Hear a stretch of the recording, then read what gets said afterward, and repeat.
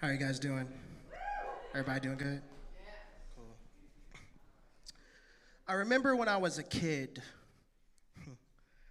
every February we do these reports on black people who made history and made a difference. With pride, I go home and be diligent with every word and date and time, making sure I wrote in between the lines. I remember being different. Light skin, freckles. Red sunburns were the only color my skin would let sink in. Let's be real for a second. Summers, my friends would get darker, and I sorta had this reddish pigment. I never really quite fit in with my black friends or my white friends. I was either too much or not enough. But I was free. 1963 was one of those dates that stuck with me. I remember doing a report and running to my teacher saying, "Did you know?" I bet you didn't. There was a man named Martin Luther King Jr. who marched on Washington with this entire speech. It was an amazing speech. And I know you won't believe me, but in this speech, he told the world about this dream that he had, this dream about me. On that day, 250,000 people marched, so there would be no more you and I, they and them, but instead we. They marched for a civil rights movement, a justice and belief that requires you to move with authority more than just a powerful speech on your Instagram story.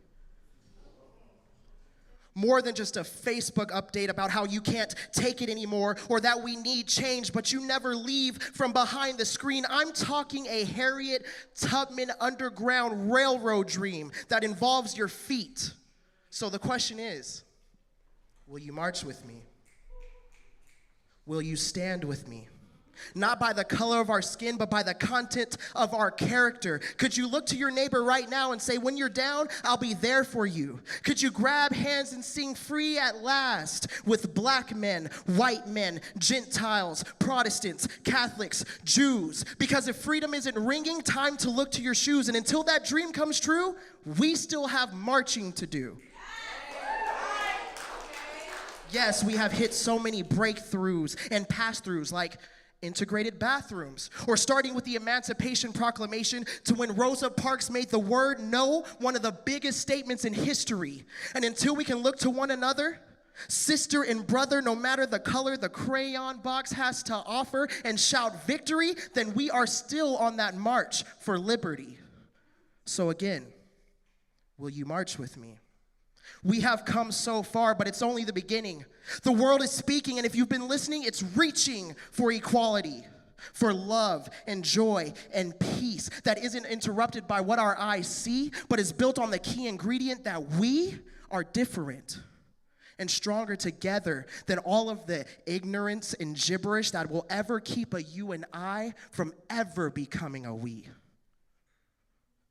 So here I am. For the last time, I stand proud with my hands held out, asking and pleading, will you march with me?